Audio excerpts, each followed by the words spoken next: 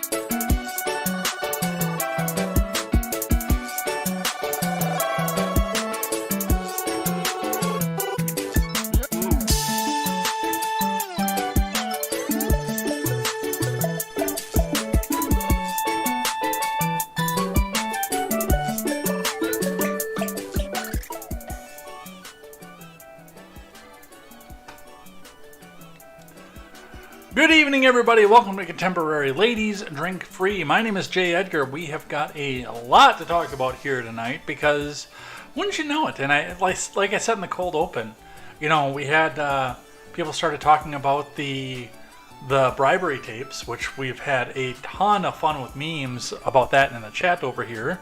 I've seen a lot of movies with bribery replacing one of the words in them.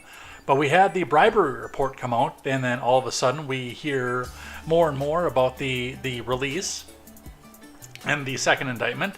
And then we hear about the fact that now Hunter is going to be pleading guilty, and then it's the submersible.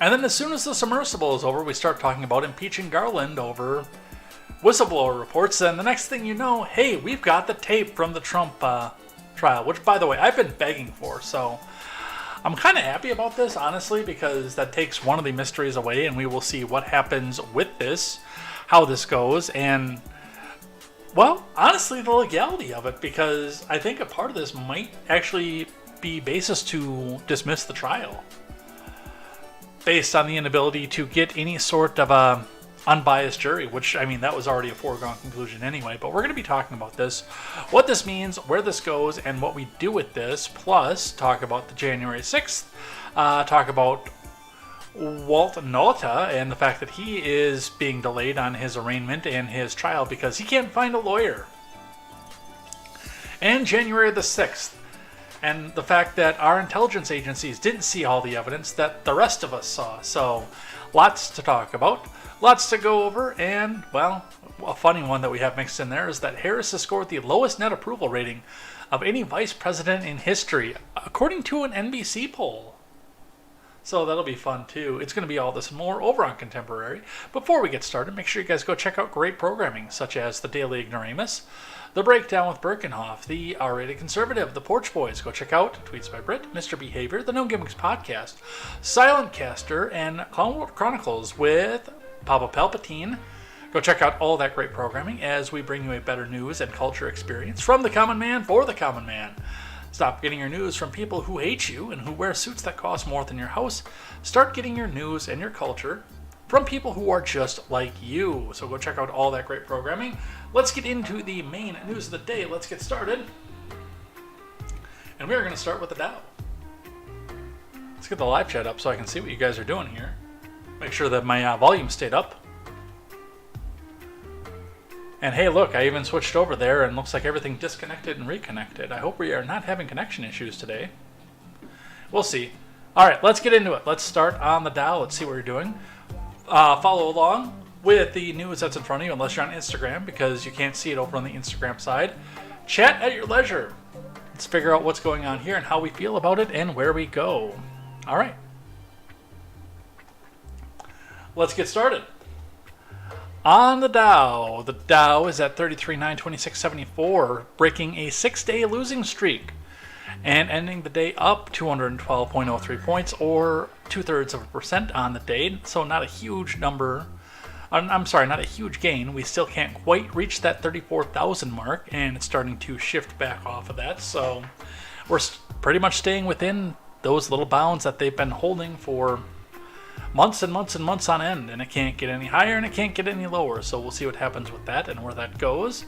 Your Bitcoin on the day spent the day up, ending the trading up at 338.5 US dollars, up or 1.12%, to 30,610 US dollars and 60 US cents. Again, not a huge jump up, but definitely a positive if you are keeping and tracking your Bitcoin and hoping that it'll help in your retirement, because, well, we're going to see what happens with the markets. This is not official financial advice, of course. Always check with your official financial advisor to see what is best for you, your portfolio, and your family. Looking in the Madison area on the gas prices, we still have that one outlier, 320, with 330 being the west side commonplace. A few quick trips on the east side dropping to 330 as well, with 336 staying the standard over there. The BP entering the isthmus is at 329. The BP on the isthmus is still at 340. So is the Shell. Those are stubborn. But it looks again like we're going to be looking downwards for gas prices as we go into the holiday weekend. We will see what happens with that. Your finance report today comes from CNBC. The S&P and the NASDAQ rally more than 1% as tech leads turn around. Dow closes 200 points higher. From Samantha Subin or Alex Herring. The Dow rose on Tuesday for the first time in 7 days as Wall Street readied for the end of the first half as investors piled back into tech stocks. The 30 stock index climbed 212.03 points, or 0.63%, to end at 33,926.74. The S&P advanced 1.15% to finish at 43,7841, while the NASDAQ surged 1.65 to settle at 13,555.67. Popular tech and artificial intelligence names such as Nvidia, Meta, and Microsoft rose on Tuesday, reversing Monday's sell-off and lifting the tech-heavy NASDAQ. Consumer discretionary and travel stocks also took flight. As Delta boosted its financial guidance, the airline stock surged 6.8%. Despite Tuesday's broad market rally, Walgreens shed 9.3% after slashing its full-year profit guidance and reporting weaker than expected earnings. Elsewhere, Wall Street assessed a fresh batch of economic data that signaled resilience despite fears of an impending recession. Many durable goods data unexpectedly increased, while consumer confidence improved more than expected in June. New home sales also topped expectations. You know, you let that one little bit, the pause in the markets, you let it go for just one little second there, and everybody runs out and buys as much as they can. Which, by the way, is going to drive the prices and the inflation and the demand up, all three. We've all been hearing about this year is the pending recession, but the truth is the economy is on solid footing. Those are famous last words. And the odds of a recession decrease with each piece of economic data, said Ryan Dietrich, chief market strategist at the Carson Group. Oh, this is going to be painful to watch. Friday marks the end of the second quarter of the first half of 2023. The Nasdaq has gained 10.9% since the start of April and 29.5% this year. It's on pace for its best first half in 40 years as investors scoop up technology stocks after 2022's slump. The S&P and the Dow are on track to finish the quarter up 6.6% and about 2% respectively. For June, the S&P and the Nasdaq are on pace to close nearly 5% higher, while the Dow is poised for a monthly advance of 3.1%. So that is where we are at, and this recession is going to hurt, and it's going to hurt hard.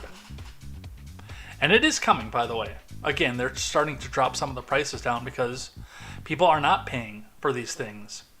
Now, they came out and thought that, hey, we can go do some stuff on credit here and enjoy ourselves for a little bit, but the wages still have not kept up. As much as they try to tell you everything is great, and people are still getting laid off in massive numbers, even in the video game markets. VGC, that's Video Games Chronicle, reports our layoffs report for the day. BioWare confirms layoffs as Star Wars The Old Republic transitions to new developer. From Andy Robinson, BioWare has confirmed it will be laying off staff as part of the transition of Star Wars The Old Republic to a new developer. Confirming an earlier media report, the company said in a blog post on Tuesday that the 12-year-old MMO would soon be transitioned to Broadsword, a company which already partners with EA, managing the online development and operations of its classic MMO Ultima Online and Dark Age of Camelot. Broadsword's president, Rob Denton, has direct experience with SWTOR, having helped lead the team during the launch of the game during his time with EA. Although most of the current development team will be offered roles at Broadsword, according to BioWare, not every role will make the move.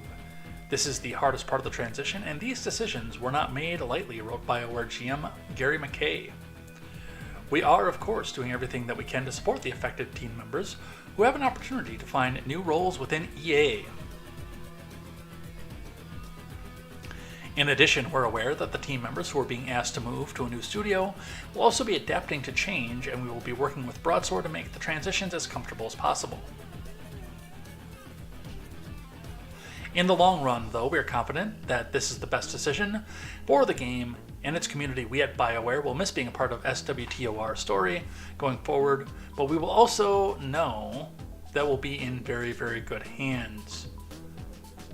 As long as they stay with Mass Effect, we're cool.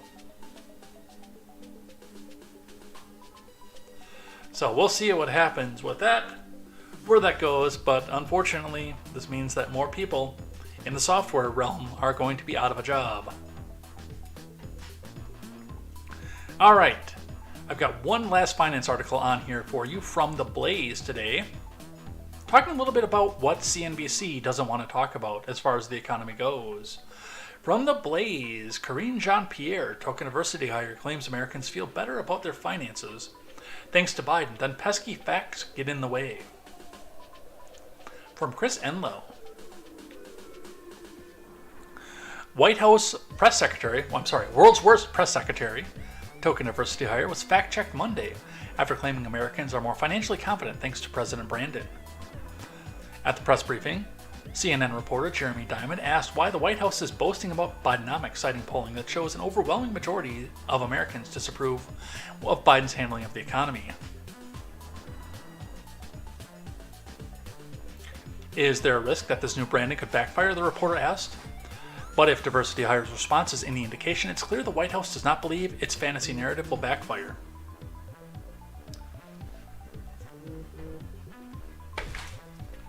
Look, okay, 13 million jobs. Again, when you think about how Americans feel better about their personal finances and that it's important, when you think about wages are going up, which they're not, when you think about the really good paying, millions of good paying jobs, that union jobs that his policies are going to create, but haven't created yet, and all the things that are really important, so the president's going to continue to speak to that. Where are these jobs? What was the response? Diversity Hire's assertion went viral on social media precisely because it shows the disconnect between reality and the Biden admin's narrative. What world is she living in? Inflation is at the highest it's been in 40 years. Still, by the way, nearly 80% of Americans think the country's headed in the wrong direction. A vast majority of Americans can't find $1,000 in emergency funds. Biden has failed America. Rep. Wesley Hunt of Texas responded. Gaslighting at its finest. 3/4 of people believe the country's on the wrong track.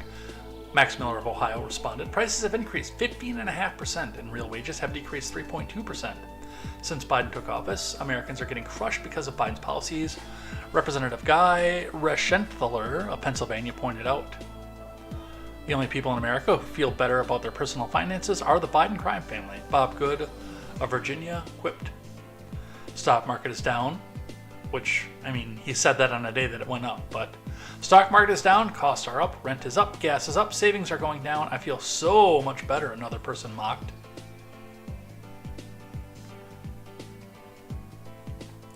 It's not true Biden has created 13 million jobs. While the economy may have added that many jobs since Biden became president, the vast majority of those jobs represent people who returned to the workforce after the pandemic lockdowns. Inflation is still at 4%, which is above 9% that it was at this time last year, twice the Federal Reserve's targeted rate, and while American households are carrying more debt and less savings, corporate bankruptcies and foreclosures are up too, plus layoffs. None of these are metrics of a thriving economy. Indeed, only 1/3 of Americans approve of Biden's job on the economy, while even fewer believe the economy is in good shape, a recent Associated Press NORC poll found. So that is where we are at. Meanwhile, again, CNBC is trying to tell you that we're doing phenomenally on the economy, but honestly, I don't see it. And this, by the way, is coming from somebody who got a 20% raise just recently and is pretty much in the same boat that he was in right before he got that 20% raise. Figure that one out. All right, it is time for the tape from CNN Politics. Exclusive! CNN obtains the tape of Trump's 2021 conversation about classified documents from Jeremy Herb. And where did they reveal it? Not online. Not on Twitter. Where did they reveal it? On Anderson Cooper 360. Let's read. The recording, which was first aired on CNN's Anderson Cooper 360, includes new details from the conversation that is a critical piece of evidence on Special Counsel Jack Smith's indictment of Trump over the mishandling of classified information, including a moment when Trump seems to indicate he was holding a secret Pentagon document with plans to attack Iran. What's interesting about this, and again, I've read some of the transcripts and some of the reactions to this. I have not yet listened to the recording. I will be doing that with you here in just a moment, is the fact that we don't seem to be focusing on the fact that the general, which Milley was, I believe, the chief of staff, if I remember correctly. What was Milley in the Trump admin? Let me make sure I have that right. No, he was the chair of the Joint Chiefs of Staff. So he was the big warmonger.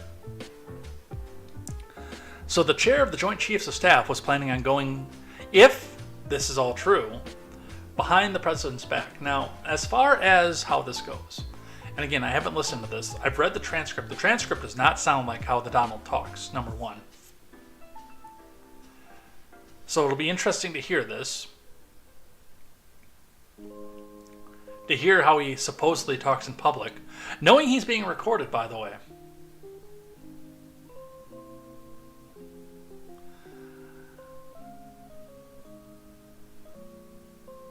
But the fact that a top brass military was also trying to pull us into a war at the end of the Trump presidency for reasons unknown, and again, going behind the president's back, is possibly more alarming to me than what could ever be in this tape.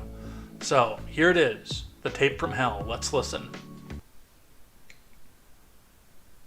These are bad, sick people. That was your coup, you know. against you. That's Well, it what started right at the like beginning. when Millie's talking about, oh, you were going to try to do a coup. No, they were trying to do that before you even were sworn in. That's right. Trying to overthrow your election. Well, with Millie, let me see that. I'll show you an example. He said that I wanted to attack Iran. Isn't it amazing? I have a big pile of papers. This thing just came up. Look. This was him. They presented me this. This is off the record, but they presented me this. This was him. This was the Defense Department and him. Wow. We looked at some. This was him. This wasn't done by me. This was him. All sorts of stuff. It's pages long. Look. Wait a minute. Let's see here. Look at that. Yeah. I just found. Isn't that amazing? This totally wins my case, you know. Mm-hmm. Except it is like highly confidential, secret. This is secret information. But look at this. You attack, and Hillary would print that out all the time, you know. she'd send Private it. email. No, she'd send it to Yeah. Anthony Weiner, Yeah. the pervert. Please print. By the way, isn't that incredible? Yeah. I was just saying because we were talking about it, and you know, he said he wanted to attack Iran and what. These are the You papers. did. It's pretty, Wow. This was done by the military, given to me. I think we can probably, right? I don't know. We'll have to see. Yeah, we'll have to try to Declassify. figure out it. yeah. See, as president, I could have declassified Yeah. it. Now I can't, you know, but this is Yeah, classified. now we have a problem. Isn't that interesting? Yeah. It's so cool. I mean, it's so, we here and I have, and you probably almost didn't believe me, but now you believe me. No, I believe It's you. incredible, right? No, Hey, they bring never some, had a bring some war, Cokes they in, didn't want please. it.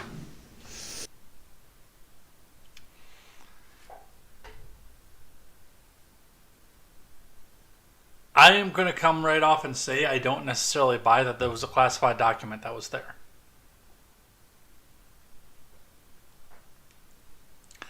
Judging by the laughing, you know what I think this was, by the way?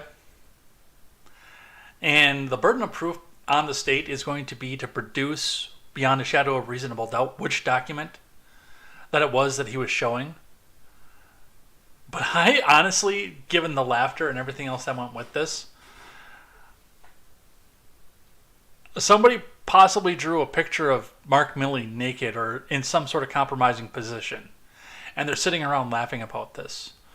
And one of the other things, this has been suggested by Tim Pool a lot, is that and they say that he knew that he was being recorded while he was confessing to the greatest crime in history. That this is a leak detector. That he went out and he recorded, and he knew who had access to the recording. So he knows who turned around and leaked this. While they sat around and laughed at funny pictures and memes of Mark Milley. And the Donald does seem like the kind of person who prints out memes.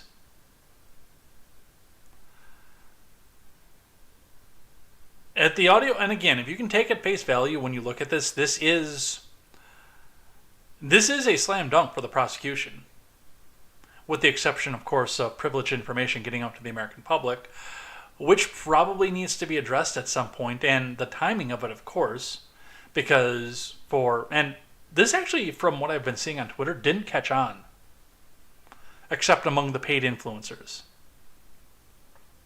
This just didn't stick, unless it's, your Harry Sissons or your JoJo from Joy's or your Jersey My Wife's Son Reliant or people like that. But there aren't a lot of people that are talking about this right now. As at least as far as I could see on Twitter today. There was maybe a couple hours where it was the biggest news in the world last night, but this kind of seems like it fell flat almost. And I do have to wonder if some of this isn't fatigue of, oh, well, the walls are closing in again. You almost want to come back out and say the line. Say the line! Come on, say the line! The walls are closing in. We've got him this time.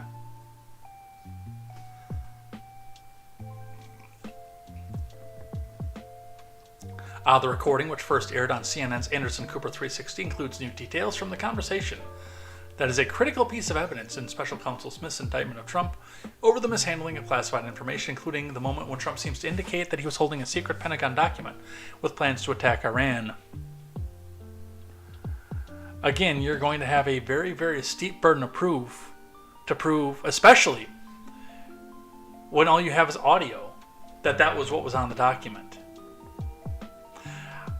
I'm kind of interested, honestly, with the exception of witness testimony, of course, interested to see how they prove beyond a shadow of a reasonable doubt that it was a classified document that was there, honestly. I want to see how they do this. Because that would be, as a juror, the first question I would be asking. Can you produce the document that he was waving around? Please. Thank you. Oh, you can't? Oh, sorry. I can't prove this beyond a reasonable doubt. These are the papers, Trump says in the audio recording while he's discussing the Pentagon attack, a quote that was not included in the indictment. In the 2-minute audio recording, Trump and his aides also joke about Hillary Clinton's emails after the former president says the document was secret information. Hillary would print that out all the time, her private emails, Trump staffer said. No, she sent it to Anthony Weiner, Trump responded, referring to the former Democratic congressman, prompting laughter in the room. Trump's statements in the audio recording saying, "These are the papers," and referring to something he calls highly confidential, seems to be showing others in the room, could undercut the former president's claims in an interview last week with Fox News' Bret Baier that he did not have any documents with him. There was no document. There was a massive amount of papers and everything else talking about Iran and other things, Trump said on Fox. And it may have been held up, and it may not. But that was not a document. I didn't have a document, per se. There was nothing to declassify. These were newspaper stories, magazine stories, and articles.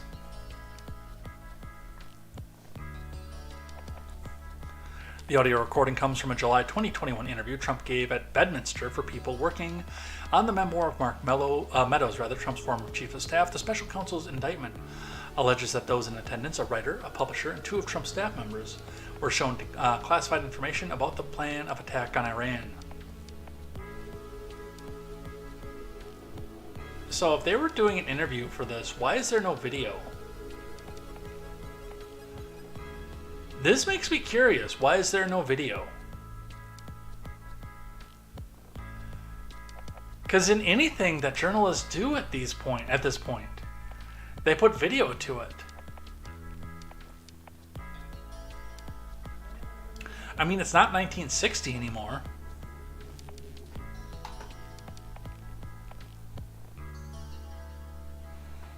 Let's read one from the Daily Wire on this. CNN post recording of Trump allegedly showing secret information to guests. Trump accuses special counsel of leak from Ryan Saavedra.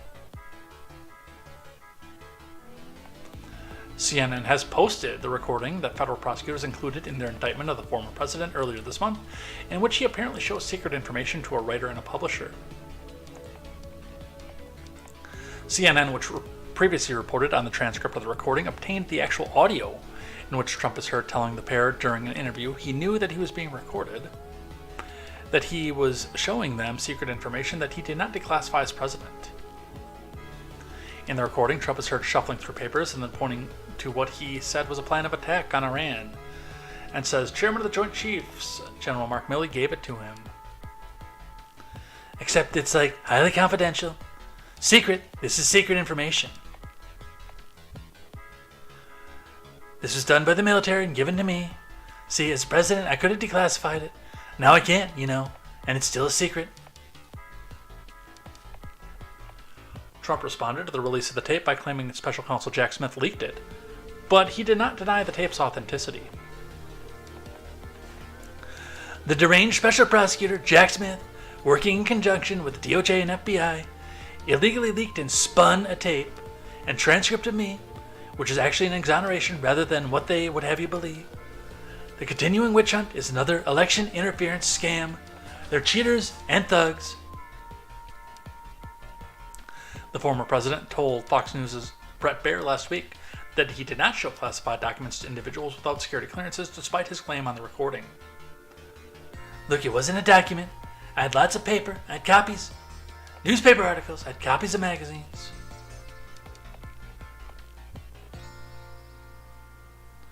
Here is by the way, piece of that article, which I did not report on at the time. I don't want to dwell on it, but according to the indictment, you were here at Bedminster on July 21st, 2020, after you're no longer president, and you were recorded saying that you had a document detailing a plan of attack on another country that was prepared by the U.S. military for you when you were president. The Iran attack plan. You remember that? Ready? You were recorded. It wasn't a document. Okay. I had lots of paper. I had copies of newspaper articles. I had copies of magazines. I know. This had is copies of specifically a everything. quote. You're quoted And- on the I know, recording and- saying the document was secret, adding that you could have declassified it while you were president, but, quote, now I can't. You know this is still secret, highly confidential. And the indictment cites the recording and the testimony from people in the room saying you showed it to people there that day. So you say on this, on It tape, says just the opposite. that you can't And let me declassify it, just so tell you, why have it? is When what I the question said is. when I said that I couldn't declassify it now, that's because I wasn't president. I never made any bones about that. When I'm not president, I can't declassify. And that's Brett. what you said. You I didn't said declassify it. that. I said no. I said I couldn't. I could but have that wasn't a declassified it. document, Brett. There was no document. That was a massive amount of papers and everything else talking about Iran and other things. And it may have been held up or may not, but that was not a document. I didn't have a document per se. There was nothing to declassify. These were newspaper stories, magazine stories, and articles. I'm just saying what the indictment says. Well, the these recording people- and the look, people in the room who These testified. people are very dishonest people. They're thugs. They're thugs. If you look at what they've done to other people, what they've done to, and overturned in the U.S. Supreme Court, these are thugs. The These are suggestion dishonest was that people. you wanted this as evidence that the military, the chairman of the Joint Chiefs, General Milley, had preemptively sent you plans for a possible attack on Iran and that you didn't order that to happen. That's the I suggestion. never ordered it to happen, no. But No. that's why you wanted the document. I don't think I've ever seen a document from Milley. Milley, frankly, was incompetent. The last one I'd want to attack with as my leader would be Milley. That I can tell you. All and I right, think last you thing know on that. this. Then I can tell you, the last one I would want to attack with is Millie.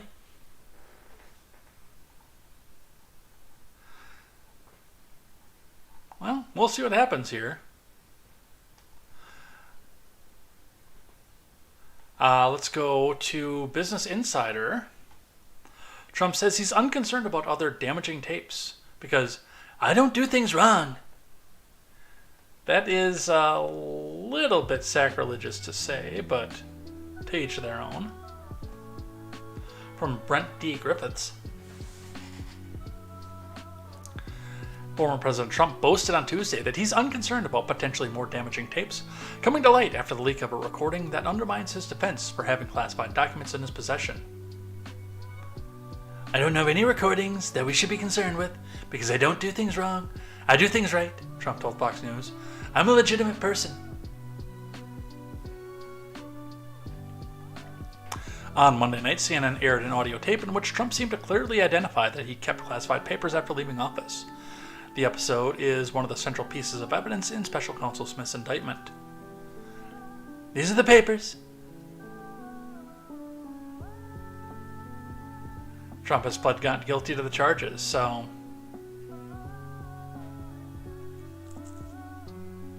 if it was me, I would stay silent about this at this point. But again, if I was on a jury or if I was a defense attorney, those are two things that I would be asking for. Would be, okay, can you show me exactly which document he showed to them?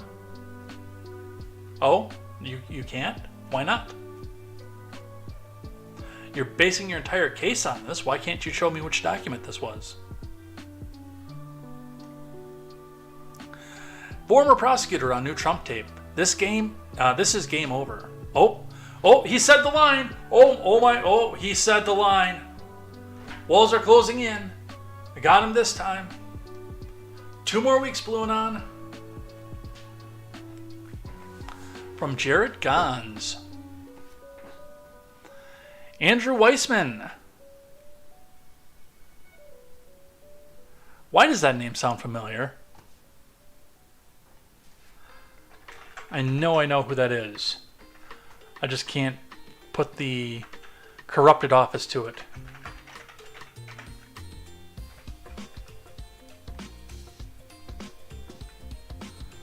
Well, given the first photo of him shows MSDNC.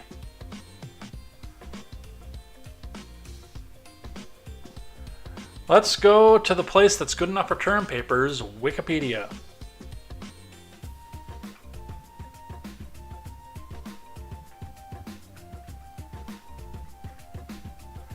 He's a W guy. He was the Enron guy.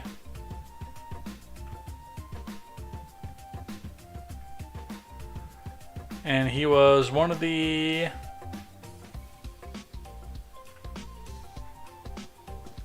He was general counsel to the FBI. That's why, under Obama.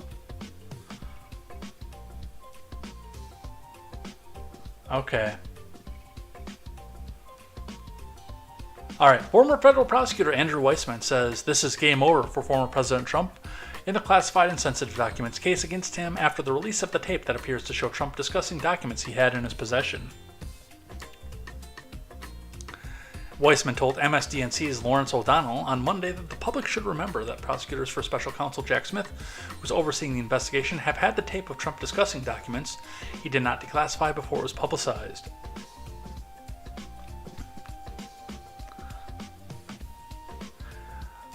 Wait, no, Boomboxes, you have this all wrong over there on the Rumble side. Says, oh my god, we've got him now. The walls have closed in. 100 years for a piece of paper.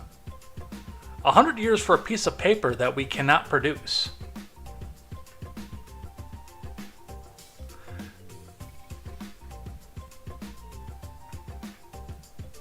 He said Smith's team has likely interviewed everyone who was in the room with Trump from the recording except the former president himself. He said this would allow prosecutors to have all accounts of what happened while Trump was speaking.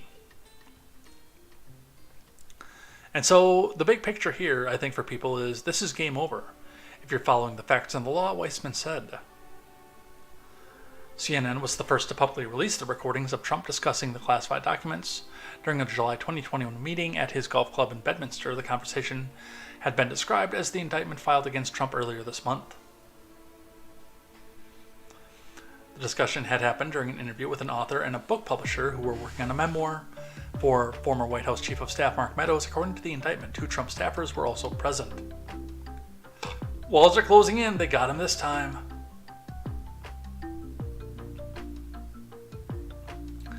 So we'll see, but they are also postponing for Walter Nauta. Trump co-defendant Walt Nauta can't find a local lawyer and has his arraignment postponed from Dan Mangan.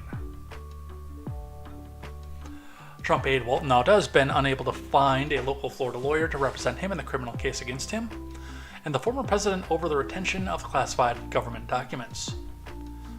Nauta's arraignment on Tuesday in a Miami federal court was postponed until July 6th to give him more time to hire an attorney to represent him, as required by court rules for such proceeding. Nauta did not appear in the court for Tuesday's truncated hearing because his flight from New Jersey was canceled.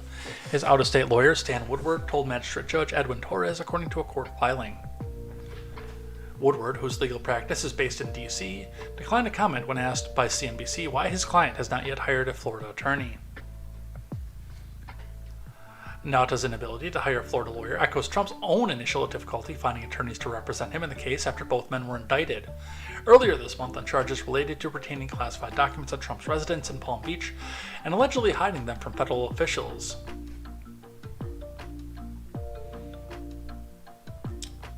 Kinda wonder why it'd be so hard for him to go find a lawyer here, because I'm sure that every lawyer down there has been threatened that they will lose their private practice if they dare to help him out. But we'll see. We'll see what happens with that. Some more on the Merrick Garland news here from The Blaze. Somebody's lying. Legal scholar demands Congress act over real criminal and impeachable conduct in Hunter Biden probe. From Chris Enlow. Legal scholar Jonathan Turley urged Congress on Monday to investigate the DOJ's Hunter Biden probe because somebody's lying. AG Garland insists that U.S. Attorney David Weiss, who led the Hunter Biden investigation, was given complete independence to prosecute the first son. At a press conference last Friday, Garland even claimed that Weiss had more prosecutorial authority than the special counsel would have had. But IRS whistleblowers alleged the DOJ slow-walked and repeatedly interfered with the investigation. In fact, one of the whistleblowers alleged, while testifying under oath to Congress last month, that Weiss told at least 6 people in a meeting last October that he was not the deciding official on filing charges against Hunter. He could not charge outside of Delaware, and he was denied special counsel status. There's a vast difference in accounts, which Turley said is proof somebody is lying. The different accounts that we've heard about what's happened in these investigations cannot be reconciled, he explained on Fox News. Somebody's lying, and there's real criminal and impeachable conduct that could be raised, and that means Congress's power is at its apex, and they can move forward, and it needs to move forward, and it has full array of powers to do that with, he added. The only way to get to the bottom of the matter, Turley advised, is for Congress to start investigating. Congress needs to start bringing people in. There's nothing that constrains the mind as much as a congressional subpoena, he said. We need to stop this nonsense. These whistleblowers have said under the penalty of prosecution that there were 2 attempts to bring charges against Hunter were denied. Turley later added, let's find the truth and let's bring everybody in. So, and rightly so, by the way, Jonathan Turley is not saying that it's Garland that's lying, which is the correct position to have in this. Do I believe that it's Garland lying? Yes. Can I prove that? No. And at this point, probably neither can Turley. And by the way, if Weiss is lying, if he's either been intimidated by outside forces other than Merrick Garland to go back out and, several large men have come up to him at some point and said, hey, if you push this to felony status, we can't promise that you won't get severely depressed at the end of this trial. So, or at the end of the time when you bring the charges, you won't get severely depressed. Do you want your family to have to deal with you offing yourself? There's that aspect to it, in which point he cannot give a true and objective decision on the case. And of course, with the political bias in this country, he could very easily throw Garland under the bus. I am not saying Garland is telling the truth, but there is a universe where it's possible that he is. And if Weiss cannot be objective in this case because either he's been told by somebody offsite that he's going to get a lot of money if he isn't, or if he's been threatened with his life that he isn't, then it's time to impeach him and get somebody else on the case. Likewise, if it's Garland who's coming out saying, oh no, I gave him full latitude, wink wink, nudge nudge, cross my fingers, and he is lying and they find that out, it's time to get rid of Garland. I have my biases, I will admit to them, but I will wait to form final judgment until I know who is lying. But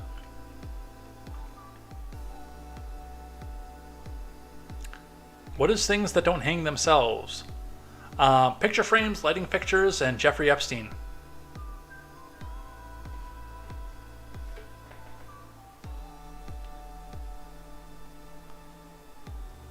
So, I would like to see who's lying. I do.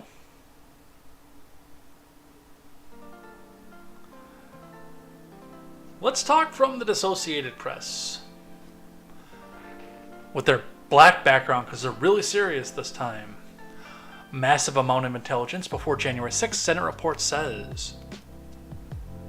Again, yeah, no shit. I've already talked somebody out of going to do this, by the way.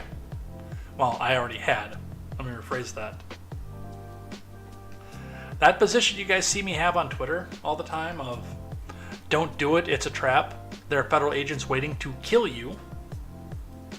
Which, again, I'm very surprised that there wasn't more bloodshed coming from the federal government against the protesters in this. Because that's what I thought it was going to be. I thought it was going to be fish in a barrel. I'm thankful it wasn't fish in a barrel. But that's what I thought it was going to be.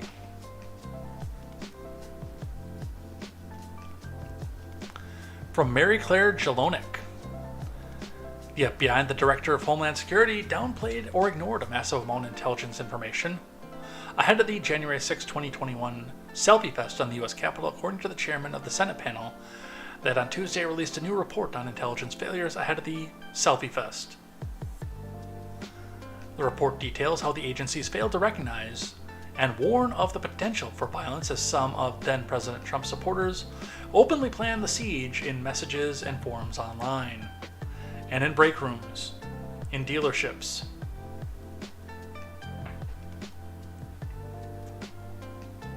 Among the multitude of intelligence that was overlooked was a December 2020 tip to the FBI that members of the far-right extremist group the Proud Boys planned to be in D.C. for the certification of Biden's victory, and their plan is to literally kill people, the report said. The Senate Homeland Security and Governmental Affairs Committee said the agencies were also aware of many social media posts that foreshadowed violence, some calling on Trump supporters to come armed and storm the Capitol, kill lawmakers, or burn the place to the ground. But see, again, nobody came armed.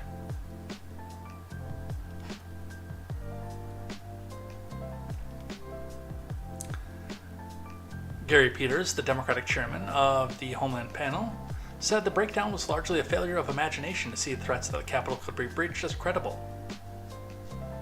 No, that's not what happened. Now, see, Gary Peters, you can tell the world that that's what you think is what happened, but that is 100% not what happened.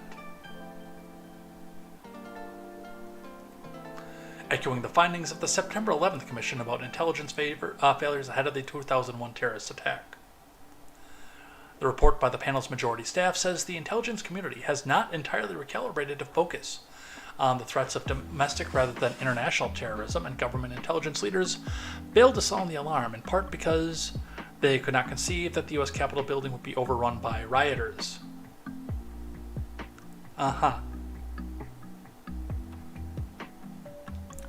Still, Peter said the reasons for dismissing what he called a massive amount of intelligence defies an easy explanation. While several other reports have examined the intelligence failures around January the 6th, including a bipartisan 2021 Senate report, the House January 6th committee last year, and several separate internal assessments by the Capitol Police and other government agencies, the latest investigation is the first congressional report to focus solely on the actions of the FBI and the Department of Homeland Security's Office of Intelligence and Analysis. In the wake of the attack, Peter said the committee interviewed officials at both agencies and found what was pretty constant finger-pointing at each other. Folks, I'm going to tell you something that you probably already know.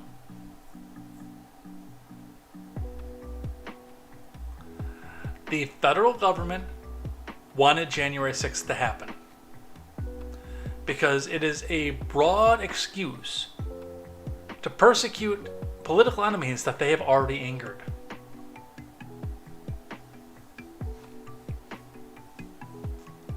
I'm going to say that again for those in the back. The federal government wanted January the 6th to happen the way that it did. Everybody and their brother knew that there was something that was being planned. The Democrats knew it. Republicans knew it. Independents knew it. Because at some point or another, in a break room, over a water cooler, in a Telegram board, in a Facebook board, in a parlor board, somebody was coming to you and saying, "Hey, fellow patriot, would you like to air your grievances against the U.S. government? We've got to make sure that we go into the Capitol." The FBI and the Department of Homeland Security knew what was coming. There have been various accounts, which on official record, I will not confirm or deny are real. I will give my beliefs in this off record, of course, that I definitely believe that the FBI both orchestrated this and put agitators in the crowd to tell people that they went to go into, that they were supposed to go into the Capitol. But officially on record, I will look in this and say that it is an unverified report that there were agents in there. But these people watch Twitter. They watch Telegram. They have people all over the country. And there are plenty of people who got on the phone after they were talking to a more vociferous Trump-supporting employee or coworker and said, "Hey, I think that my coworker is going to go try to kill a senator. What do we do? Who do I report this to?" they knew. The Senate report can come back out here and say this was a failure and a human blunder, all that they want. They knew.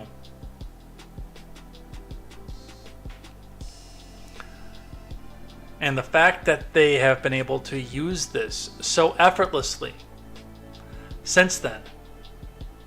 Insurrectionist! Trump supporters.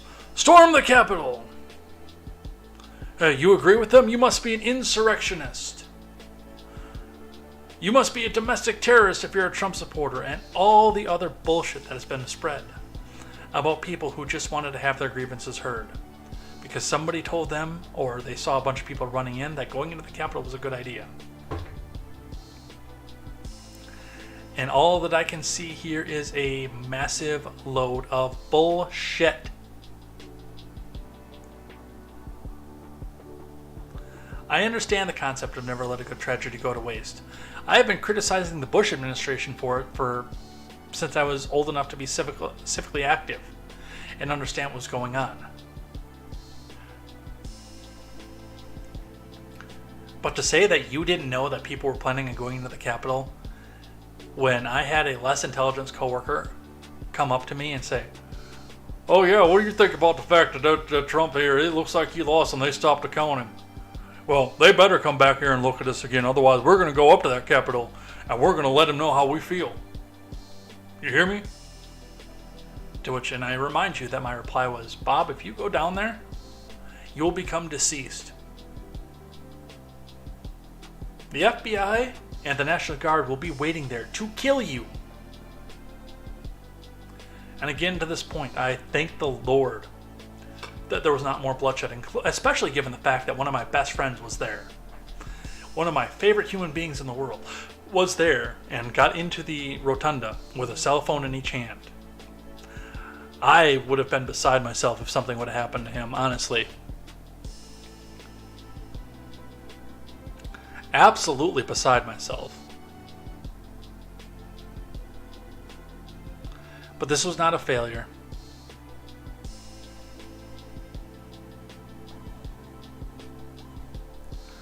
Let's read one from the USA Today. DeSantis' immigration plan would end birthright citizenship, finish border wall, and counter Biden and Trump, from David Jackson. Because with nothing left to grasp onto, with no way to come out and be the anti-Trump anymore and get any more support, DeSantis now has to come back out and try to out-Trump Trump. He might start calling people names at the end of this. From David Jackson. Facing an increasingly uphill campaign, Florida man Ron DeSantis started to amp up his critiques of former President Trump, including a border security plan that he unveiled on Monday. DeSantis appeared to reference Trump during a speech in South Texas by saying that leaders of both parties were always chirping about problems at the border, but never getting the job done. To be sure, DeSantis focused on his attack on Democratic President Joe Biden, but before he can run against Biden, he has to catch Trump for the Republican presidential nomination, which, barring Trump dying, he's never going to do. And he has insulted too many Trump supporters to even possibly be able to pull it off after or if Trump dies.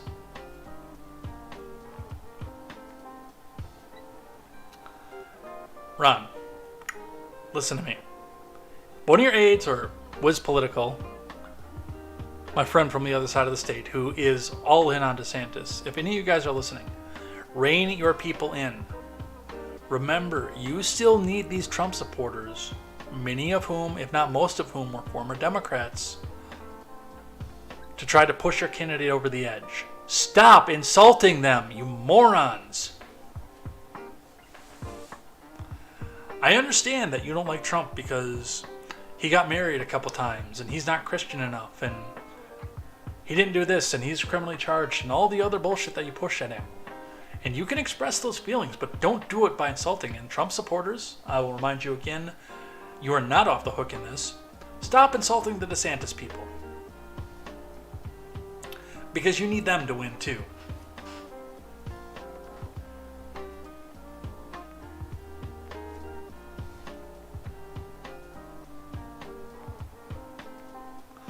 While agreeing with Trump on many immigration policies such as ending birthright citizenship, DeSantis also proposed items that he believes the last Republican president left undone, including completion of a border wall with Mexico and more aggressive moves against drug cartels. Border issues are particularly important to Republican voters. The subject played a large role in Trump's rise to the presidency during the 2016 presidential campaign. Well, you also have to keep in mind that Ann Coulter told all the neo-Nazis in the country that Trump was going to deport everybody who wasn't white. And she actually believed it, I think. I really do. Not just the Hispanic people, and not just the illegal Hispanic people, all the brown Hispanic people, every last one of them, and all the black people, no matter if they were born here or not. That was what Ann Coulter tried to push about the former president. I still love her 180 when she found out that she was completely wrong about him.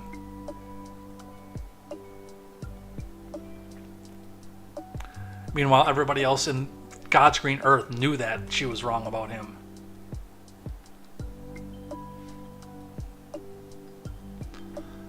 DeSantis' big echo of Trump is the proposal to end birthright citizenship. The constitutional declaration that left any child born in the U.S. is automatically an American citizen. But changing that would likely require a constitutional amendment. A simple executive order would probably be struck down by the courts. There's no probably about it. It would get struck down by the courts because it is explicitly written in the 14th Amendment.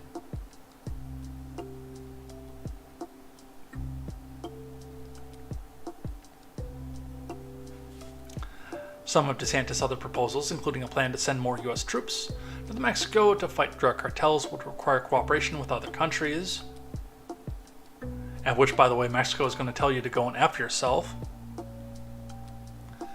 The Florida governor also made other familiar-sounding proposals to end catch and release and restore a remain in Mexico policy which requires asylum applicants to remain in that country. While their claims are being processed in the U.S., DeSantis also proposed pay increases for Border Patrol. Other candidates, from former Vice President Pence to Nikki Haley, Lady Bush, and South Carolina Senator Tim Scott, have also vowed to get tough on the border while looking for ways to distinguish themselves from Trump. Haley, for example, has distanced herself from Trump's policy of separating migrant children from other family members. That was an Obama policy, you morons. She told CBS News in May that both parties are responsible for problems on the border, and it should have been dealt with a long time ago. Scott has pushed for a Senate proposal to provide $10 billion for a border wall, as well as $5 billion for surveillance tech to block illegal border crossings and also spy on people who live on the border.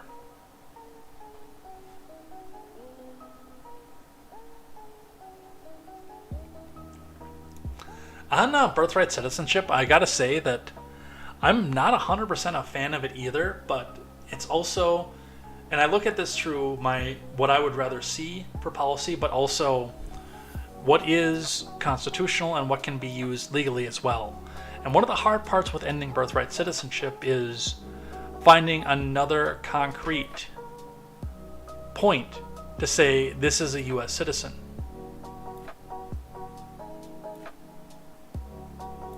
Without making everybody absolutely who was even born here come back and take a citizenship test to be a citizen. Now, we could go down the Starship Troopers line and say service guarantees citizenship. But that is the only other way that I can come out and say that the only other concrete way that we can say we guaranteed citizenship.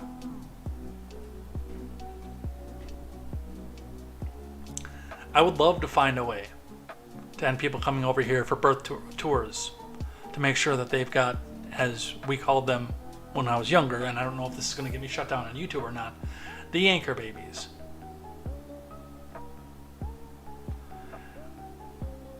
But again, legally, the only real way to, the only real cutoff in concrete is either by going to service, by having a contract in which, again, you join the military, and then you have your citizenship guaranteed, or by having it be your birth and anything else having to go through a process. So yes, in my perfect world, I would not have birthright citizenship, but in a pragmatic world, that seems to be the only concrete way to go back and do it. We'll see what happens. Just a little bit of a scare tactic come from Insider on this one. Birthright citizenship is guaranteed in the U.S. Constitution. Both Trump and DeSantis want it gone, and they'll need the court's help to do it. No, they will need 2/3 of states to do it, from Madison Hall. On Monday, Republican presidential candidate and Florida man Ron DeSantis pledged to end birthright citizenship if elected president. Good luck. A position shared by former President Trump. Neither are likely to succeed, however, without the help of courts or, again, 2/3 of states.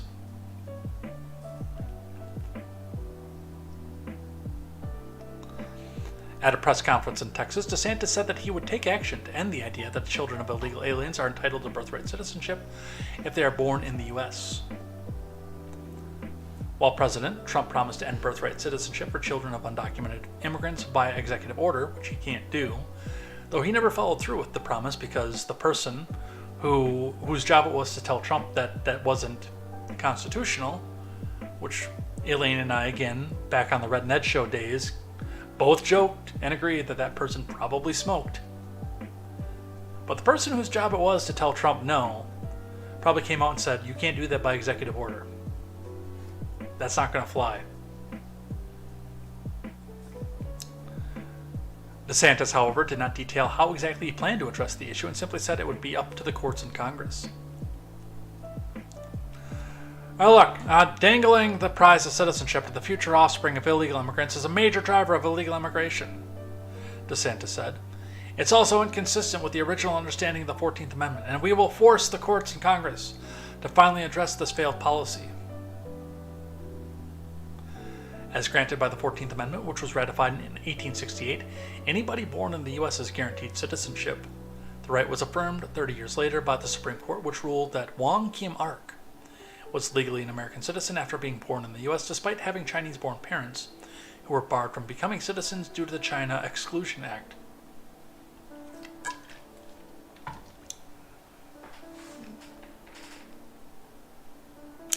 And again, one of the times I would like to actually sit down and ask a CivNet what their plan is for citizenship, if not for birthright. I want to see what their ideas are. I have asked several CivNets before, and they keep telling me it's not their job to figure that out. Some more Trump news for you. Trump blasts Biden and the EV industry in Michigan speech. Going to decimate your jobs. From Zach Jewell. Former President Trump addressed the EV industry Sunday during a pit stop in America's auto manufacturing capital, warning that regulatory push for EVs will kill Michigan jobs. While speaking to Republicans in Oakland County, Trump blasted Biden for his environmental extremism that is placing ridiculous regulations on the EV industry, The Hill reported. Driven by his ridiculous regulations, electric cars will kill more than half of U.S. auto jobs and decimate the suppliers that they decimated already. Decimate suppliers, and it's going to decimate your jobs, and it's going to decimate more than anybody else. And I'm going to decimate. It's going to decimate. I'm going to decimate Joe Biden and the state of Michigan, Trump said. It's going to be decimation.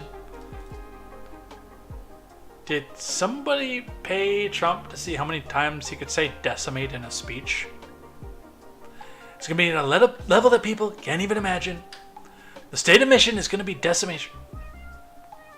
He added, it's going to be at a level that people can't even imagine. The Biden admin wants to electrify 67% of all commercial passenger vehicles sold in the U.S. by 2032. Why not let the market decide that? Again, that's been my biggest gripe with all of this. Why not let the market decide how electrified you get this? And by the way, electric vehicles, even if it is among the hipsterish, are popular. People want them. I don't know why. I don't want one, but people do want them.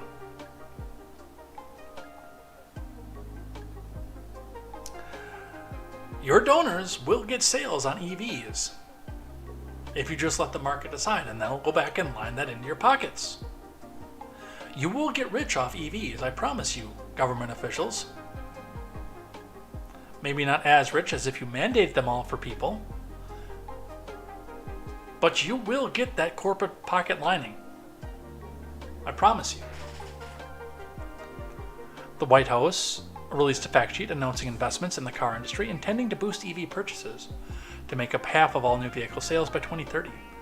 As part of Biden's Inflation Production Act, which seeks to bring a clean, safe, affordable, and reliable transportation future to Americans, because it's the Green New Deal in different packaging, certain buyers receive tax credits for purchasing new and used EVs. So, rich people who can afford to go buy a brand new Tesla get a tax break. And this is the party that's against tax breaks for the rich, by the way. The Michigan economy is fueled by the auto industry, which makes up more than 175,000 jobs in the state, which is actually really sad because it used to be way more than that. Ford and GM, both Michigan-based automakers, have moved towards EV manufacturing with encouragement from the White House. Reports last week indicated that Ford is poised to receive the largest government check for the automaker since the 2009 bailouts, thanks to a $9.2 billion loan intended to help construct 3 electric vehicle battery plants in Kentucky and Tennessee.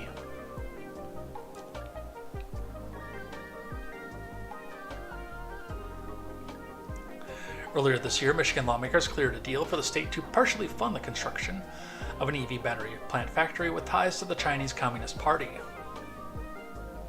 In his speech, Trump touted the US-Mexico-Canada agreement, a deal he signed as president, saying that it focused on ensuring more cars are made in America, in American factories by American workers.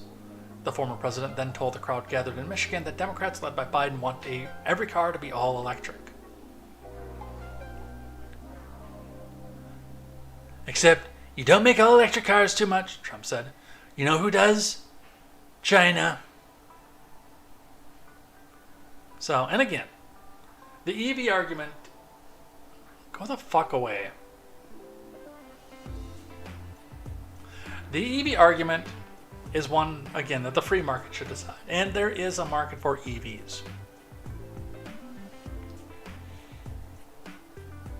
Even without the tax breaks, there is a market for EVs.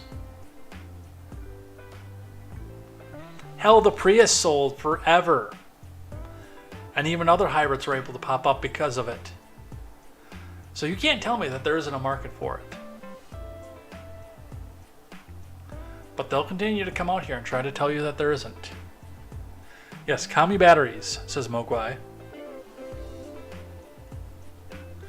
From Just the News, Harris scores lowest net approval rating of any VP in history of NBC poll. From Ben Whedon. Vice President Harris was largely trailed her running mate in public opinion polls, though a recent NBC News survey suggested that she may be superlatively unpopular with electorate compared to vice presidents of recent memory. Just 32% of respondents to the survey expressed a positive view of Harris compared to 49% who held a negative view. That minus 17 net approval rating marks the lowest for any VP in the history of the poll. Under former President Barack Hussein O in 2010, then Vice President Biden scored a +1 rating with a 34 to 33% approval disapproval rating, which were the best numbers, by the way, of his career. Because Congress people have historically bad approval ratings. I'll take that back. He actually did get really, really good ratings when he was an orange man until he started tanking the economy.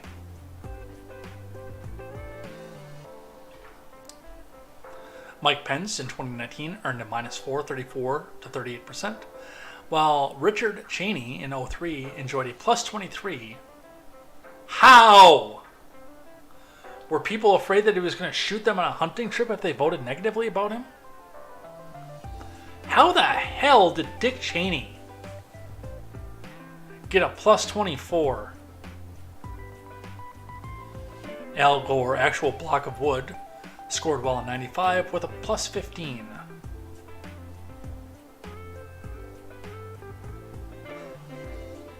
How? How does that happen?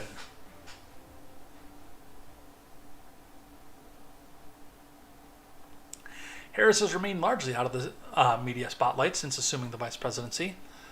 Biden previously tapped her as serve as border czar, though she has thus far taken little public action. Yes, the border czar who doesn't go to the border. Dick Cheney with a plus 24 approval rating. Are you serious? I'm less surprised by the plus 15 for Gore, and he was an actual zombie, a block of wood. He still is, by the way. Although I guess he's the Emperor of the Moon, or he will be in the year 3000, or his head will be, I should say. I can't believe that.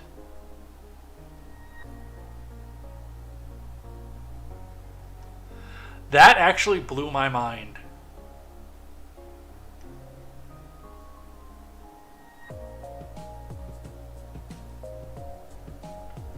From Politico, Supreme Court dismisses Louisiana's appeal of ruling that found racial gerrymandering.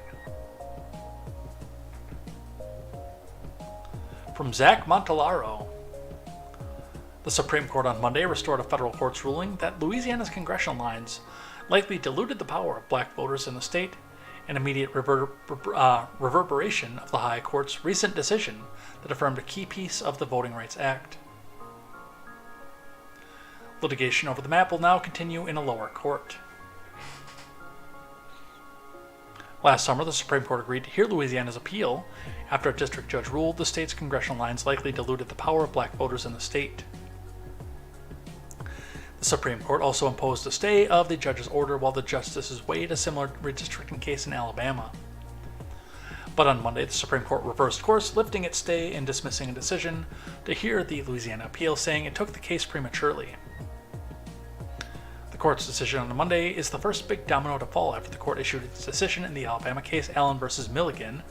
Earlier this month, in that decision, the court reaffirmed its provision of the Voting Rights Act that allows minority voters to challenge voting maps that hinder their collective ability to elect their chosen candidates.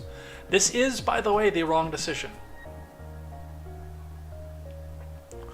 Do I think that deep Republican, deep South states should be drawing their lines based on black population? No, I don't. Do I think that it's my right to say anything about it? Yes, I do. We have the freedom of speech in this country. Do I think it's Louisiana's right to, or responsibility to care what I have to say? Absolutely not. And that goes the same with what the Supreme Court said. This is the wrong decision, by the way. 100%. I know I just said that, but this is so hard the wrong decision. It used to be, back when the Constitution was understood, even before before and even after the Voting Rights Act, that if you wanted to draw the maps, you had to win.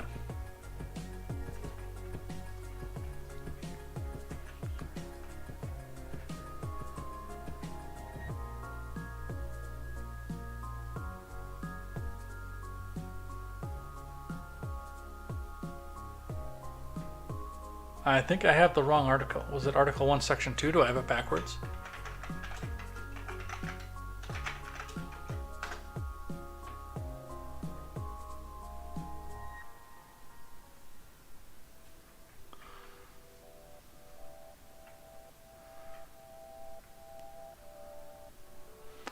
So this is what it is.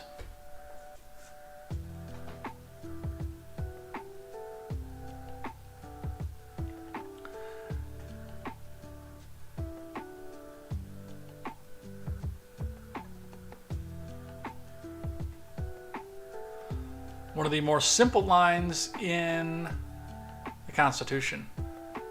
Article 2, Section 1 of the U.S. Constitution. The House of Representatives shall be composed of members chosen every second year by people of the several states, and the electors in each state shall have the qualifications requisite for electors of the most numerous branch of the state legislature. How this breaks down to, and there is more to this, there's a lot more in the Federalist Papers, but how this breaks down is the fact that your states decide how they conduct their elections. The electors in the state shall have the qualifications requisite for electors in the most numerous branch of the state government. So, when you draw your districts like that, basically, and again, when it comes down to it, is if you want to draw the districts, you win. And the funniest thing about this is that Democrats will come back down and they will scream about gerrymandering every way that they can and say that gerrymandering is horrible. It's the most horrible thing in the world. And our maps should make sense. And there shouldn't be any weird shapes. And these shapes that Republicans in their gerrymandered maps don't exist in nature.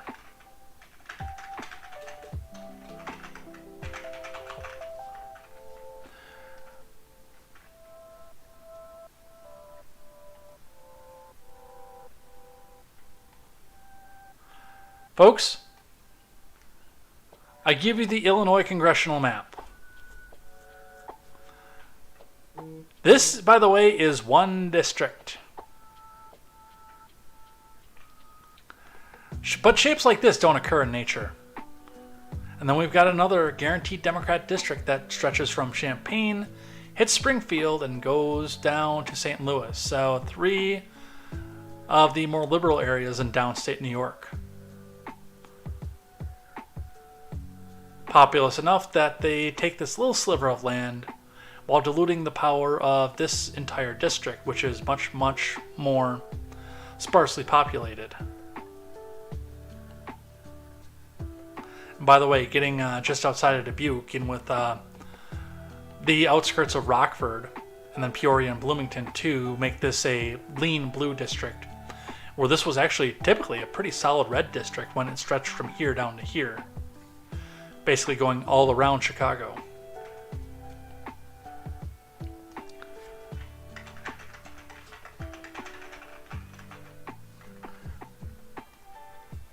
And the other one that my friend Spartacus has pointed out to me in numerous occasions when we have this discussion about gerrymandering and the way that they gerrymander.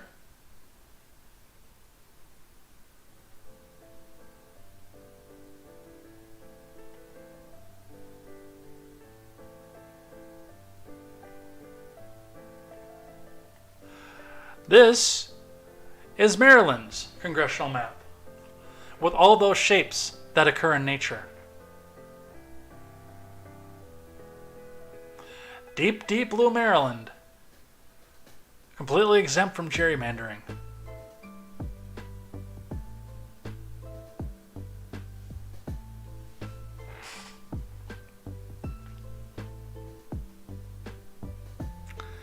And these are the people who are whining about the way that Louisiana gerrymandered their map.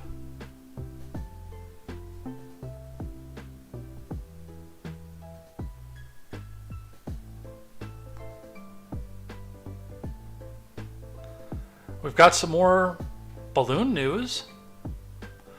Matt Rosendale leads us with a tweet on this one. Last night, several people in Dawson County were tracking a balloon flying across eastern Montana at 57,000 feet.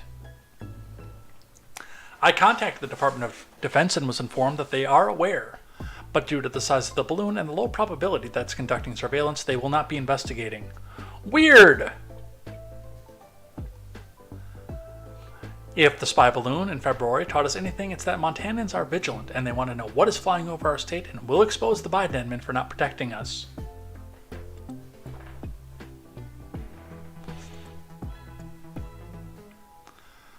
So, reading from First Fox News, Montana Congressman calls for more transparency over balloon flights.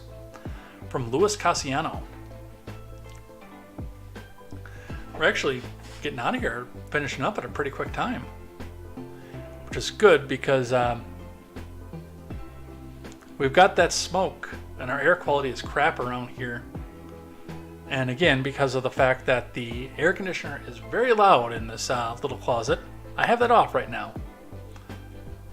I hope that you guys can't see it, but trust me, I'm getting quite warm in here. From Louis Cassiano. A Montana congressman on Monday called for more transparency from the FAA, federal government, after acknowledging that people were tracking a balloon flying over his state at 57,000 feet. a balloon that was registered with the FAA and is following regulations according to the FAA. Matt Rosendale, a Republican representing the area where the balloon was spotted, said several people in Dawson County were tracking the balloon flying across eastern Montana on Sunday night. He said he immediately contacted the DoD and was told the agency was aware of the incident and chose not to investigate because of the size of the balloon and the low probability that was conducting any surveillance. He said the object is a privately owned civilian balloon registered with the FAA and operating with the FAA regulations and requirements. The agency tweeted, "Be assured when an object is suspicious or unknown, NORAD responds." Well, yeah, but they first let it get all the way across the country and into the ocean. Still, Rosendale said in a statement, "If the spy balloon in February taught us anything, it's that Montanans are vigilant and want to know what is flying over our state and will expose the Biden admin for not protecting us." Well, realistically, first off, if I was the federal government, if there was a concern about this and it was actually being brought up, I would release the FAA information because that is publicly available information. So just come out and say, hey, here's the equivalent, because balloons don't have a tail, but the equivalent of the tail number. You're fine. Trust us. If they've got nothing to hide. The fact that they're just coming off and saying, oh no, it's fine, don't worry about it, and we're not going to investigate it, makes me a little bit suspicious, but not 100%.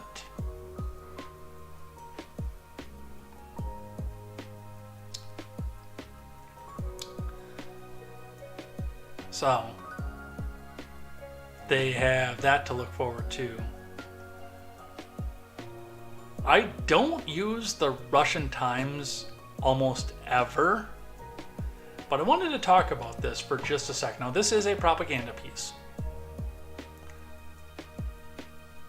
because it is trying to turn the public opinion against Zelensky, who I do not give credit to very often because I think he's a corrupt, garbage politician who is going to wind up taking the bag that he's getting from the U.S. as soon as the political winds are no longer favorable to him. He's going to walk away with the bag and retire somewhere in the West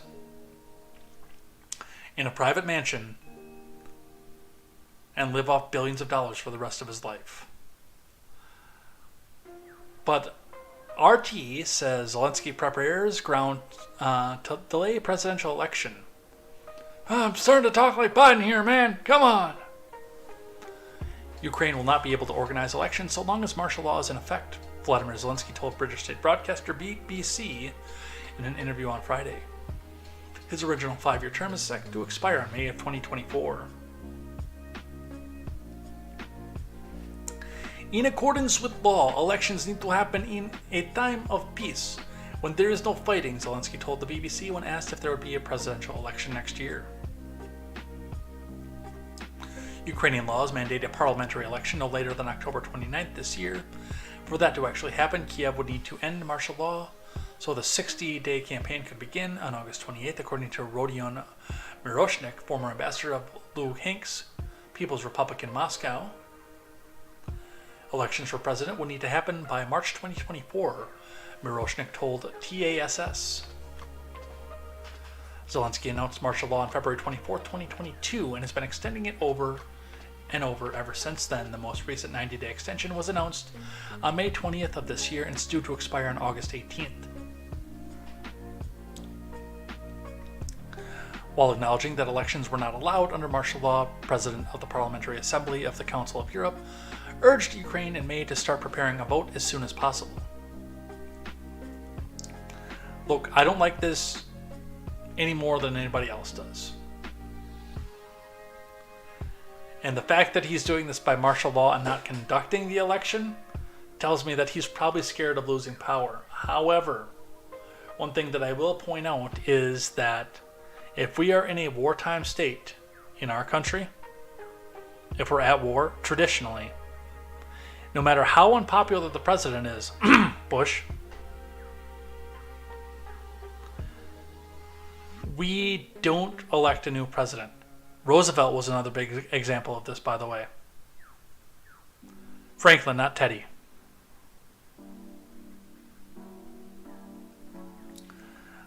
both the presidents in World War II. If we're on a war footing, we don't change horses in the middle of the race. And oddly enough, unless there is more going on in Ukraine that the people on the ground know about, that the people in the West don't know about, I would honestly expect that Volodymyr Zelensky would probably stand a very, very good chance of winning, based on the fact that you don't change the horse in the middle of the race.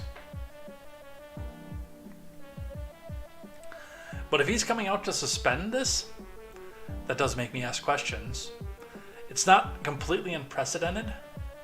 It's slimy. It's not completely unprecedented, though, so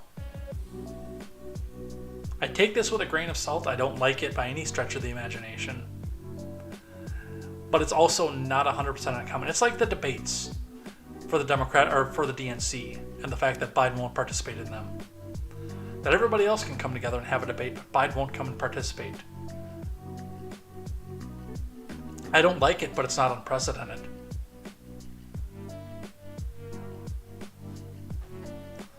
So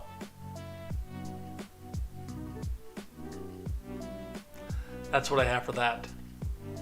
An interesting investigation coming from Reuters, reported on by the Post Millennial, but I do have the Reuters article, and it is unarchived over here as well.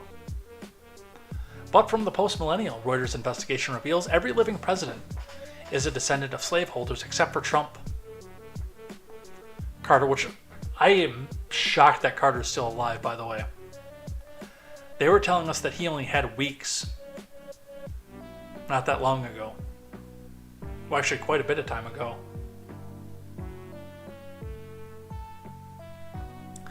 Carter, W., Bill, Barack, and Joe were found to have slaveholding ancestors. From Hannah Nightingale. A new examination conducted by Reuters has found that the 6 living U.S. presidents, 5 are descendants of slaveholders. 45th president, Donald Trump, was found not to have slaveholder ancestors. Jimmy Carter, W., Bill, Barack, and Joe were found, well, and by extension HW, but he dead,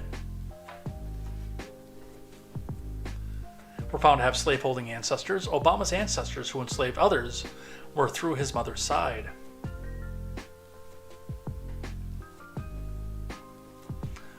Trump's family immigrated to the U.S. after the abolition of slavery, with his grandfather moving to the U.S. from Germany in 1885, Reuters reported. Census records viewed by Reuters showed that Biden's great-great-great-grandfather enslaved a 14-year-old in 1850.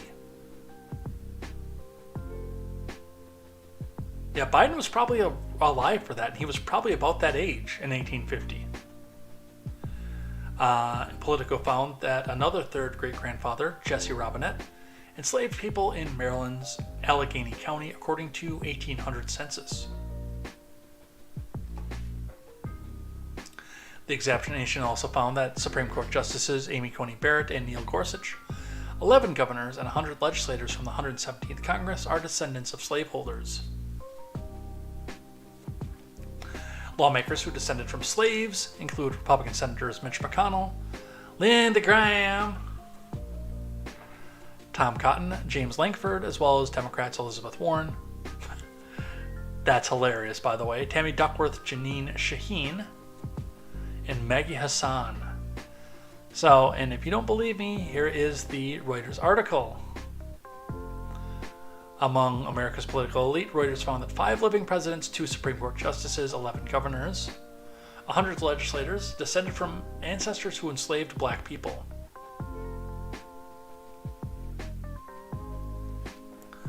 More than 100 U.S. leaders, lawmakers, presidents, governors, and justices have slaveholding ancestors.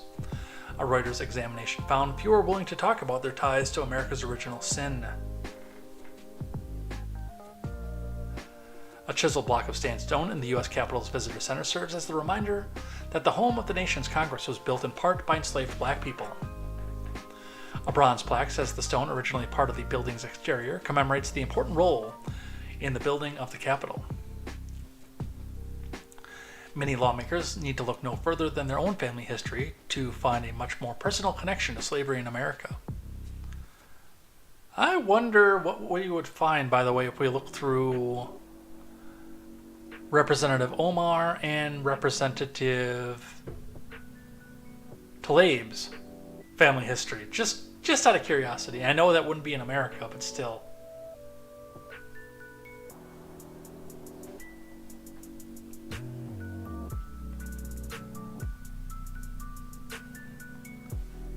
A brutal system of oppression that resulted in the deadliest conflict in U.S. history. Wait, slavery resulted in January the 6th?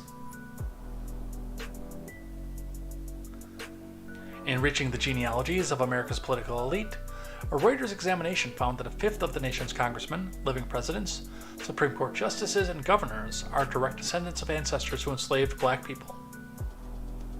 Among 536 members of the last sitting Congress, Reuters determined at least 100 descended from slaveholders. Of that group, more than a quarter of the Senate, 28 members, can trace their families to at least one slaveholder. Those lawmakers from the 117th are Democrats and Republicans alike. They include some of the most influential politicians in America: McConnell, Graham, Cotton, Langford, and Warren, Duckworth, Shaheen, and Hassan. In addition, President Biden and every living former U.S. president except Trump are direct descendants of slaveholders: Carter, W., Bush, Bill, and through his white mother's side, Barack. Trump's ancestors came to America after slavery was abolished.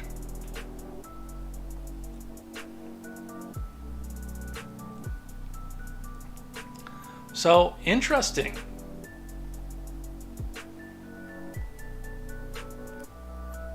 Not surprising, but definitely interesting. A little bit of a side story for us here, coming off of the politics for just a moment. Janitor attempting to turn off beeping noise destroys decades of scientific research. Causes $1 million in damages. I bet you once they come out to the idea of what the research was and entailed, and I don't know if they say it in the article, but I bet you it comes out to be more than that in damages. From Landon Mion. A janitor cleaning a lab in Troy, New York, is accused of damaging at least $1 million in scientific research after shutting off a storage freezer while trying to turn off a constant beeping noise, according to a lawsuit. The Rensselaer Polytechnic Institute filed a lawsuit against Daigle Cleaning Services, the outside firm that employed the cleaner, the New York Post reported. When the cleaner shut off a circuit breaker on September 17, 2020, the freezer was storing cell cultures, samples, and other research at minus 112 degrees Fahrenheit. The temperature reportedly rose to minus 25.6 degrees after the freezer was turned off, damaging or destroying all of its contents, the lawsuit alleges. A sign on the door to the lab's freezer allegedly explained the source of the alarm and included instructions on how to silence it if necessary. This freezer is beeping as it's under repair. Please do not move or unplug it. No cleaning required in this area, the sign allegedly read. You can press the alarm test mute button for 5 to 10 seconds if you'd like to mute the sound.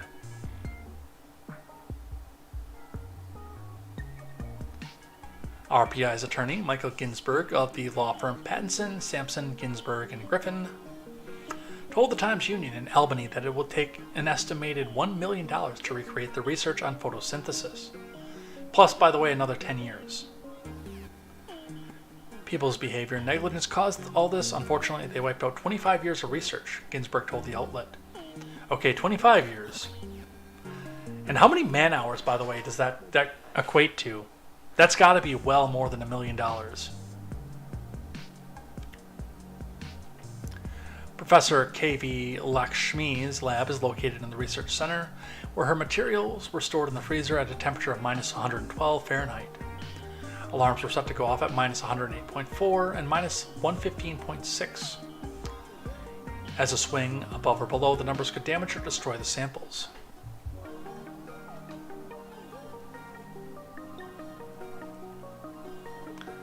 The freezer alarm went off on September 14, 2020, when the temperature rose to minus 108.4. but Lakshmi determined the cell cultures sampled in research were not being harmed according to the lawsuit. After the beeping continued, the professor contacted the freezer manufacturer for request emergency repairs, which were ultimately scheduled for September 21st. Lakshmi's graduate research staff discovered on September 18th, the day after the cleaner cut electricity to the freezer, that the temperature had risen. Her staff attempted to save the research materials, but a majority of specimens were compromised, destroyed, and rendered unsalvageable, demolishing more than 20 years of research, the lawsuit claims. Oh, I'm sure that the majority of those people looked at that and said, "No!"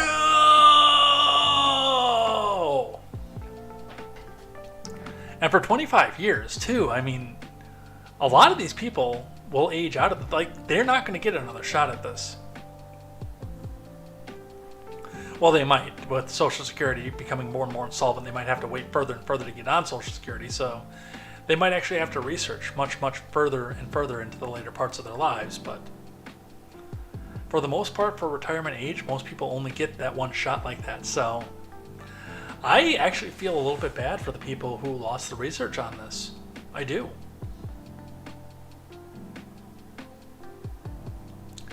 Axios, in one of the most asinine articles, but nothing new of course, the case for printing $2 trillion to save the planet. From Felix Salmon, author of Axios Markets.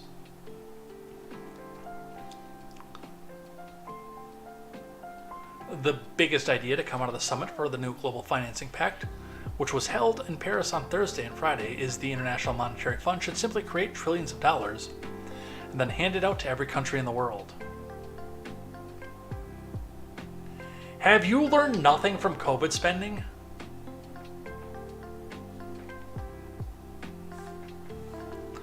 Rich and middle-income countries wouldn't be able to use the money, but poor countries could. Such an addition to their foreign reserves would have the potential to be transformative.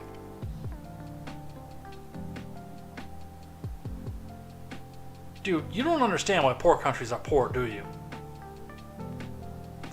It typically has absolutely nothing to do with the way the people use and utilize their money and keep their money and their resources. It typically, some of it does come down to lack of resources, but some of it comes down to the fact that the political elites tend to hoard it.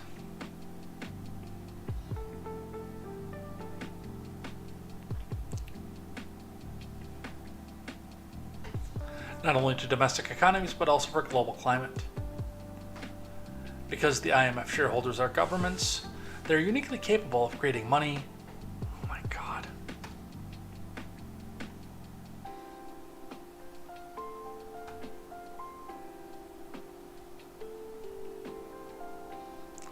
They're uniquely capable of creating money, and especially drawing rights, or SDRs, the closest thing there is to an international currency. There's a recent precedent for this. The IMF allocated relatively modest quantities of SDRs to its member nations in 70 to 72, 79 to 81, and 09. Then in 2021, there was a huge $650 billion allocation that proved astonishingly successful.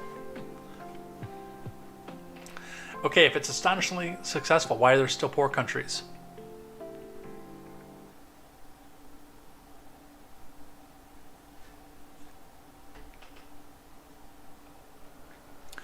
Poor and middle-income countries used the windfall for debt relief and to fund government spending. Rich countries rechanneled some, but not much of their allocations to poor countries. The U.S. swapped some of its dollars for SDRs and is now being paid interest on those SDRs.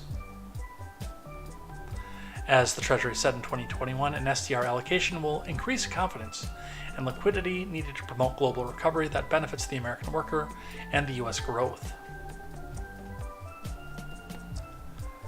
Did you learn nothing from COVID spending? Apparently, they learned nothing from COVID spending. So go ahead and inflate your local currencies even more. And inflate the SDRs even more.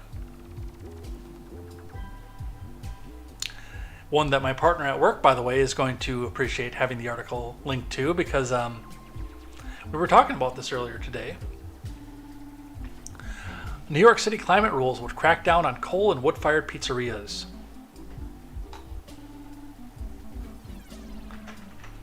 There's another article that I want to read from here, by the way.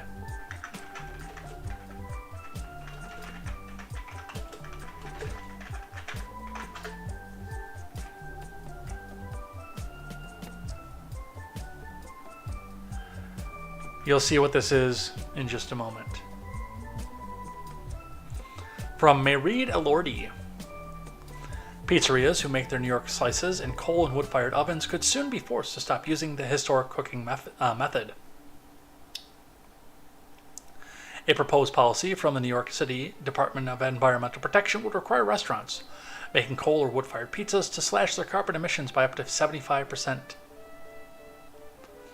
All New Yorkers deserve to breathe healthy air, and wood and coal-fired stoves are among the largest contributors of harmful pollutants in the neighborhoods with poor air quality, the department spokesman Ted Timbers said. By the way, I have, and right now I'm working on putting the funding together to go buy a home and waiting for the market to crash so I can, of course.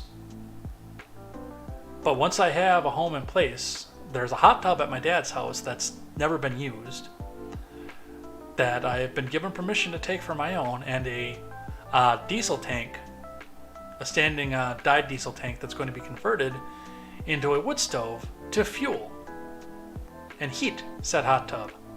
No electricity whatsoever, all wood-fired heat. And I'm fairly excited for it.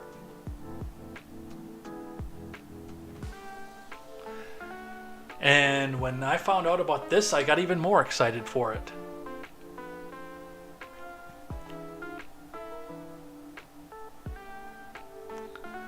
The common sense rule developed with restaurant and environmental justice groups requires a professional review of whether installing emissions controls are feasible. The rule may mean that pizzerias that installed coal or wood-fired ovens before May 2016 must purchase expensive air filter systems to rein in their emissions. Some of the classic spots that could be affected include Lombardi's in Little Italy, Fornino's in Williamsburg, and several other locations: Arturo's in Soho, John's of Bleecker Street in Greenwich Village, Patsy's in Turtle Bay in Upper West Side, and Grimaldi's near the Brooklyn Bridge. Fewer than 100 restaurants would be affected by the new rule, a city official told the New York Post. By the way, I just started building plans in my head to have a wood-fired oven in my backyard when I buy a house. A wood-fired brick oven. Just because of this. Translation, we're going to be burning a lot of wood.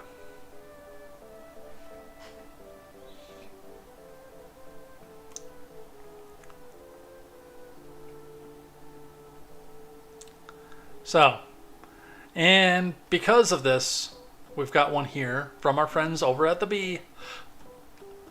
Teenage Mutant Ninja Turtles moved to Florida to escape New York pizza oven ban.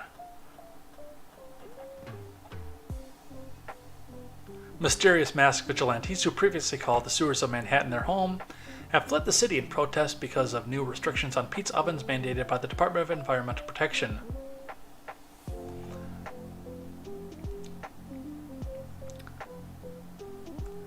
These heroes, who some claim are mutated turtles, have allegedly moved to Florida, where no such ban exists.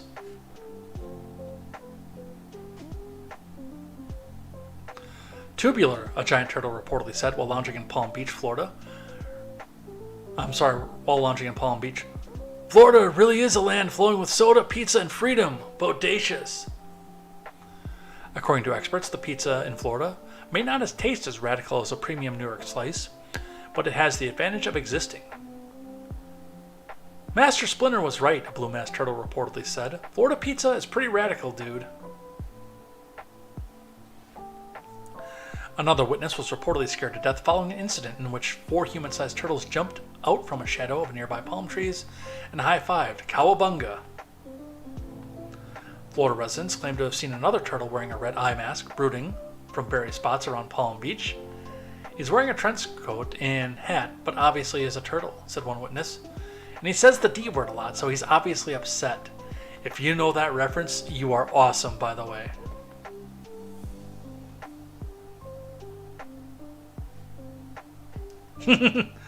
Mogwai says, to be honest, a large mutant turtle is nowhere near the weirdest thing in Florida. We got to catch up with Spartan here, too. Spartan, joking, of course, came to ban every single DLive chatter, but nobody's chatting on DLive. Yeah, DLive has been dropping off lately. I get more... I don't get as much viewership, like chatter on Rumble, but I get way more viewership on Rumble. I'm waiting to see if I actually get some pickup on Kick, and it looks like people have been streaming in and out, by the way, but I don't know if anybody's really been sticking around or staying for it. Let's see, what else do we have? Countries are poor because they have low IQ people. Stronger countries destroy them and steal their resources. Lots of reasons. Now, a lot of it comes to do with their leadership, too. Mogwai says, pizza shouldn't make a carbon footprint. Spartan says, pizza is the food of white supremacy. See, the swastika was inside a circle. Pizza's a circle. Hitler was an ally with Italy. Nazi slice. Oh, and Nazi Piazza went in ovens.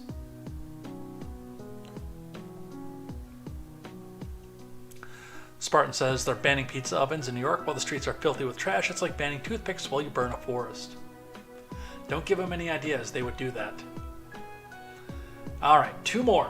And then we will do the rules of acquisition and head out of here for the night. Spartan, do you still have your Quark sticker? From WGN. Life in Illinois gets more expensive on July 1st with multiple tax increases, new laws. From Chip Brewster. The end of a grocery tax suspension, that increase of the state's tax on gas, the doubling of certain fees. There are multiple aspects of life in Illinois set to become more expensive on July 1st. Which is lame, by the way, because on July 1st, well, July the 3rd, I will probably be buying gas twice in Illinois, and I'm not looking forward to it. He does have the Quark sticker.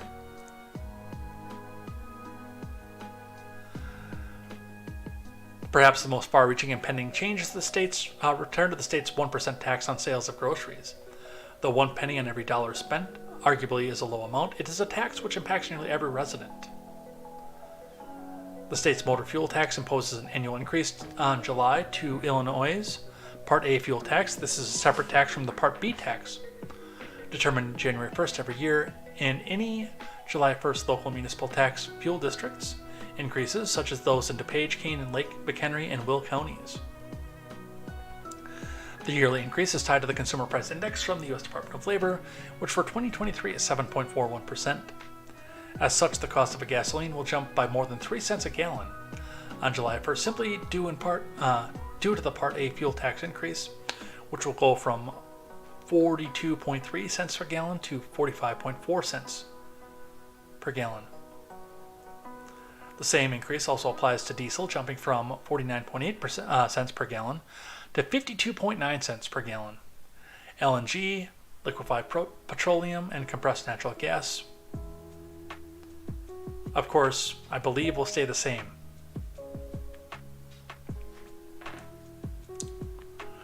Certain fees double for coroners and real estate transactions. Local sales taxes increases in Barrington, Naperville, St. Charles, and Winfield, West Chicago.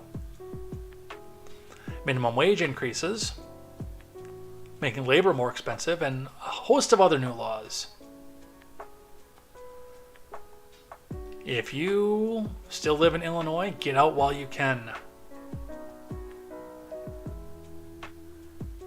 And the last one, from NPC News. Looming Supreme Court affirmative action ruling has elite colleges on edge.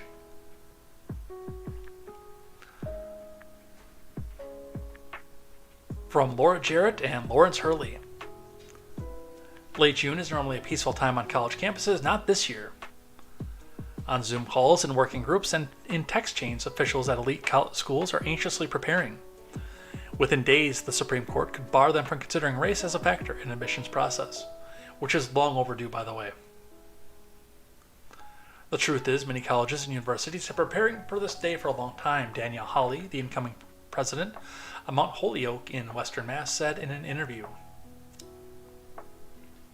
Hawley, who is dean of Howard's University School for Law for the last 9 years, is well versed in legal arguments for and against using race in college admissions. A daughter of 2 academics, she has been studying case law since she was a young law student. Now she's focused on the practical implications of what the justices might do. Race is a critical part of how we do our work in higher education, Hawley said. We don't want tools taken away from us or our hands tied behind our backs, and I'm extremely worried. The next scheduled day for the Supreme Court to issue rulings is Tuesday.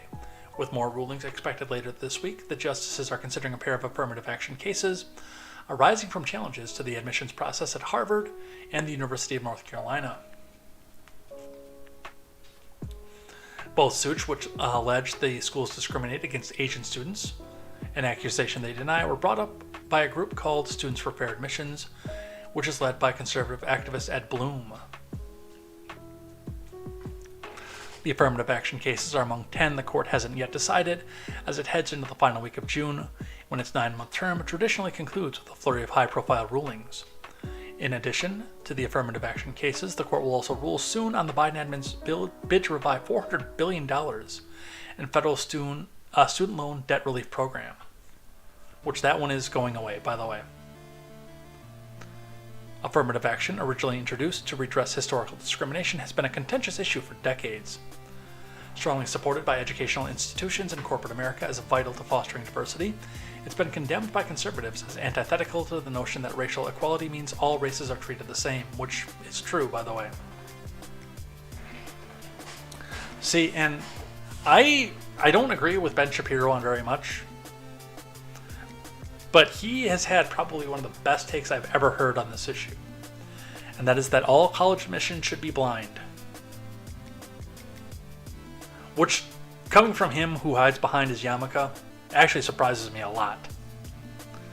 But the idea that he's come forward with that all college admission should be blind. No name, no address. Your academic achievements, minus those, of course, the extracurriculars that involve race, or gender for that matter. But you shouldn't be able to look at their neighborhood, you shouldn't be able to look at their name, possibly even their age, their address, just simply their academic scholarship and how they applied themselves in school, the grades that they got, and the extracurriculars that they did, again, barring the ones that would reveal their race. And you look at that, then you look at the essay, of course, again, with the essay not being racially involved, that being against the rules, anything that is racially involved automatically dismissed. And then you make your decision on that. Unfortunately, that doesn't have the outcome that the people who are for affirmative action are vying for.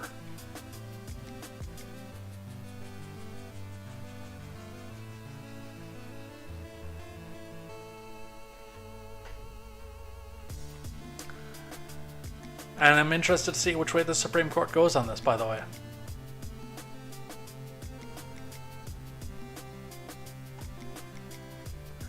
I'm on the fence. I see what Spartan says here. I agree on blind admission. I'm not even a fan of sports helping people get in.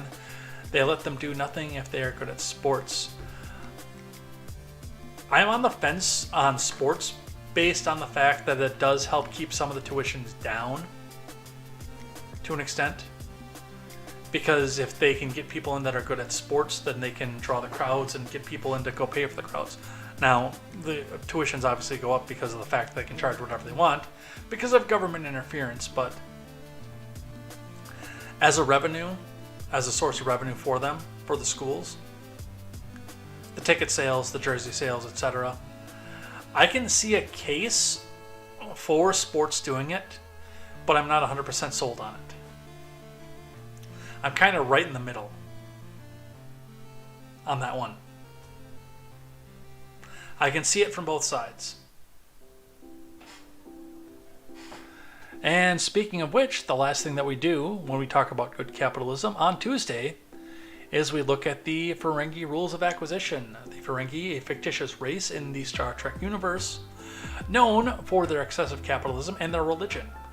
Which means if you keep these rules of acquisition to the letter, as best as you can, when you die, and after your family has auctioned off the slices of your body, then you yourself, your spirit, goes to the divine treasury after death, and you bid on a new life, based on how you did following the rules of acquisition.